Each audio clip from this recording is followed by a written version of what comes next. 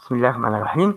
Alors, dans cette dernière partie, je voulais juste vous rajouter cette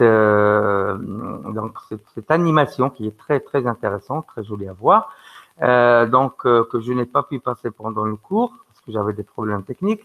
Alors là, cette animation, elle va vous résumer toute l'immunologie, surtout l'immunologie spécifique, toutes ces étapes. Alors, on va faire une petite révision.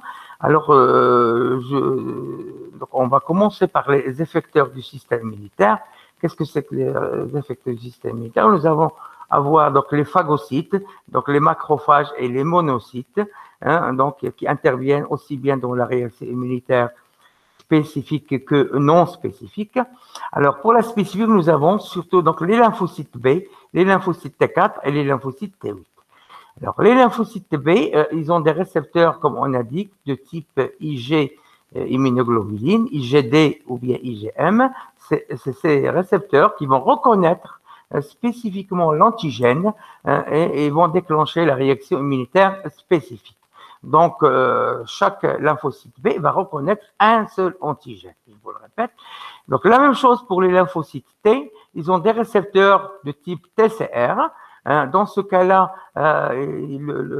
l'antigène ne va pas se fixer directement sur le lymphocyte T, il ne peut pas, mais il va être présenté dans une molécule de CMH de classe 2 pour le lymphocyte T4 et de classe 1 pour le lymphocyte T8. Et là, ça ne fait que rappeler ce que vous avez vu avant. Alors, une petite révision sur les anticorps. Alors là, c'est un monomère d'anticorps. On a dit qu'un anticorps, donc c'est lui qui intervient dans la réaction immunitaire spécifique. Il est constitué de deux chaînes lourdes, celle-là. Sur elles sont collées deux chaînes légères par des ponts bisulfures ou bien disulfures en rouge, d'accord?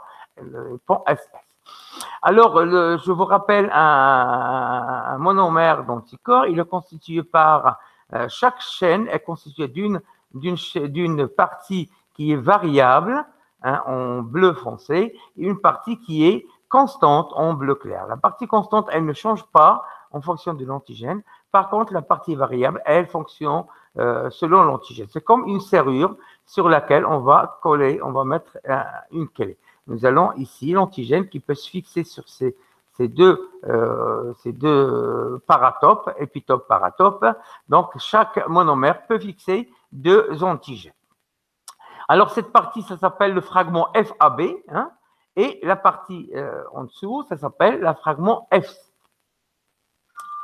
Alors, le fragment FC, il a deux possibilités. Il peut se fixer sur la cellule phagocytaire, pour activer la phagocytose. Dans ce cas-là, l'ensemble anticorps-antigène va être phagocyté.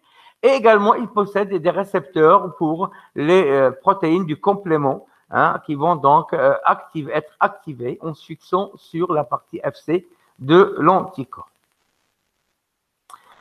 Alors, juste une comparaison entre un lymphocyte B et un lymphocyte T. Vous voyez ici un lymphocyte B au microscope électronique multiplié par un agrandissement de 6500 fois.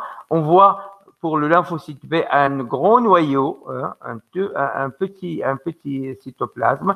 Par contre, le lymphocyte B, quand il va être différencié en plasmocyte, on va avoir un noyau moyen et un cytoplasme qui est très développé, donc signe qu'il a été différencié, que le cytoplasme il va fabriquer des anticorps.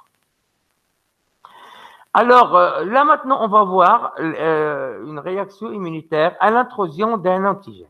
Alors, les antigènes peuvent être des bactéries, des virus, des champignons, des parasites, etc., etc. Ça peut être également des grosses cellules comme les cellules tumorales, comme les cellules d'un greffon ou bien les cellules infectées par le virus. Là, on va prendre l'exemple d'un virus. Pourquoi? Donc, alors, attendez, je vais juste avant de voir ça, on va voir l'ensemble. Alors, quand on introduit un virus, on a ce schéma-là, qui est assez compliqué à voir, mais on va le détailler par la suite. Alors, ça résume ce que vous avez vu dans la réaction immunitaire spécifique. Alors, un virus, quand il rentre, il a la particularité de développer les deux réactions immunitaires. Réaction immunitaire humorale, à gauche, qui va faire synthétiser des anticorps qui vont neutraliser le virus qui a été introduit, et la partie à médiation cellulaire qui va donc être activée pour détruire la cellule qui a été infectée par le virus. Alors le virus, il va s'introduire dans la cellule, la cellule, elle va synthétiser des virus qui vont être présentés à l'extérieur, et cela va déclencher la réaction immunitaire à médiation cellulaire qui va activer un lymphocyte T cytotoxique qui va détruire par cytotoxicité la cellule infectée par le virus. Donc, on a les deux, le virus, il va déclencher les deux réactions humorales et à médiation cellulaire. Par contre, une bactérie, elle va déclencher, est-ce qu'elle peut déclencher les deux? Je vous pose la question. Non, là, une bactérie, elle va déclencher seulement la réaction immunitaire humorale parce que c'est une petite cellule. Elle peut être phagocytée par les cellules phagocytaires et elle va déclencher seulement la réaction immunitaire humorale. Il y a une seule particularité pour les bactéries, c'est le cas de la bactérie de la bacille de Koch et la bacille de la tuberculose. Cette bacille va rentrer dans la cellule, elle va se reproduire dans la cellule et dans ce cas-là, il faut détruire la cellule et ça va développer la réaction immunitaire à médiation cellulaire.